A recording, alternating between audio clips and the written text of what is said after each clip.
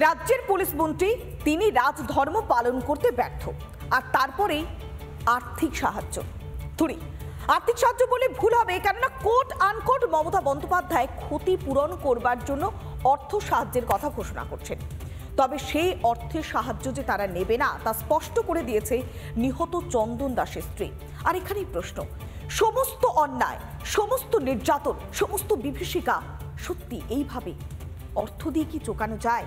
সহজ এই সত্যটা বুঝতে মমতা বন্দ্যোপাধ্যায়ের কেন এত সময় লাগছে?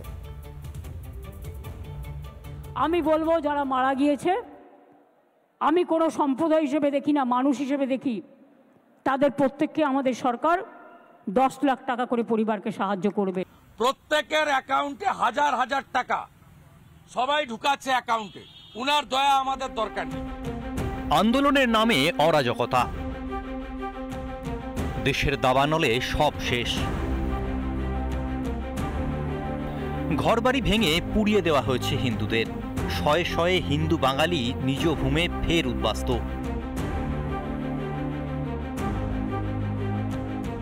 অকালে ঝরে গিয়েছে তিনটি তাজা প্রাণ।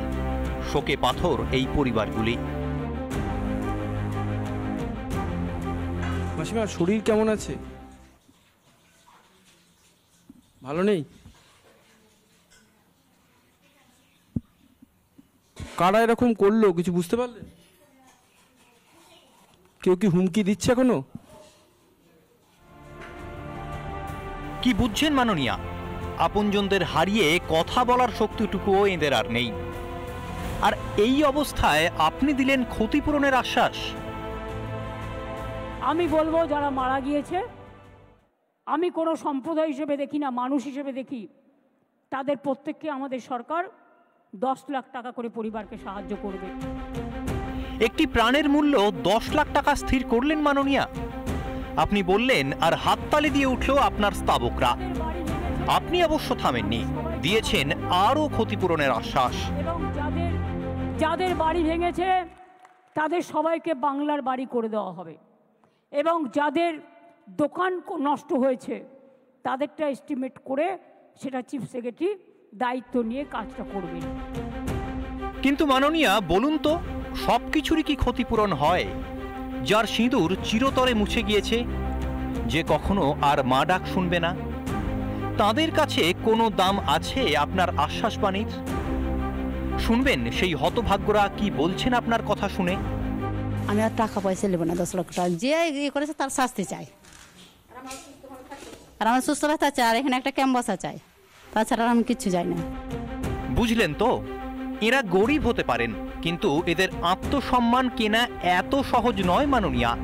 সর্বহারা এই পরিবারগুলোর পাশে থেকে সুর চড়িয়েছে পদ্ম শিবির। শুভেন্দু অধিকারী স্পষ্ট বলেছেন, মমতার দয়া দরকার নেই। প্রত্যেকের অ্যাকাউন্টে হাজার হাজার টাকা সবাই ঢুকাচ্ছে অ্যাকাউন্টে। উনার দয়া আমাদের দরকার নেই। প্রাণ গিয়েছে, স্বপ্ন ভেঙেছে, এখন ক্ষতিপূরণ দিয়ে কি মুখ বন্ধ করতে চাইছেন মাননীয়া? সেই আশাও তো জলে। ক্ষতিপূরণ নেবেন না বলে জানিয়ে দিলেন হরগোবিন্দর পুত্রবধূ। বিজেপিও তেড়ে ফুঁড়ে আক্রমণে, ধামাচাপা দেওয়া যাবে না। বাংলা সহ দেশ জবাব চাইবে।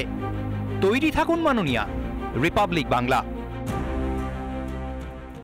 নানা ধরনের কন্টেন্ট দেখার জন্য লাইক করুন, শেয়ার করুন আমাদের ফেসবুক পেজ, সাবস্ক্রাইব করুন আমাদের ইউটিউব চ্যানেল। পাশাপাশি অন্যান্য ব্রেকিং নিউজের জন্য অবশ্যই চোখ রাখুন রিপাবলিক বাংলায়।